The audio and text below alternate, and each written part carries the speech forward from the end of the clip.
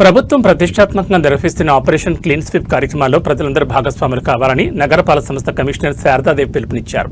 Operation clean sweep లో భాగంగా ఆదివారం ఉదయం వైకుంఠపురంలోని మార్కెట్లో నిర్వహించిన పారిశుధ్య పనుల్లో ఆమె పాల్గొన్నారు. ఈ సందర్భంగా మాట్లాడుతూ రాష్ట్రాన్ని చెత్తరహితంగా మార్చేందుకు ఆపరేషన్ క్లీన్ స్వీప్ కార్యక్రమం నిర్వహిస్తుందని తెలిపారు.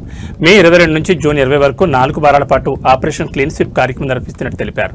స్వర్ణాంధ్ర స్వచ్ఛాంధ్ర కార్యక్రమంలో భాగంగా పట్టణాల్లో పరిశుభ్రత, ఘన వ్యర్థాల నిర్వహణ, పారిశుధ్యం లక్ష్యంగా ఈ కార్యక్రమం అమలు చేస్తున్నామన్నారు. ప్రతి వారం ప్రత్యేక అంశాలపై దృష్టి సారిస్తూ పలు కార్యక్రమాలు నిర్వహించనున్నామని తెలిపారు.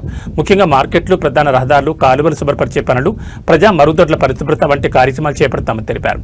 అనంతరం మున్సిపల్ పార్కును పరిశీలించి శుభ్రంగా ఉంచాలని, విరిగిన ఆట పరికరాలకు మరమ్మతులు చేపట్టాలని అధికారులకు సూచించారు. ఈ కార్యక్రమంలో deputy commissioner Amarayya, sanitary supervisor Chenchaiah, ప్రజాప్రతినిధులు, ఆరోగ్య శాఖ సిబ్బంది తదితరులు పాల్గొన్నారు.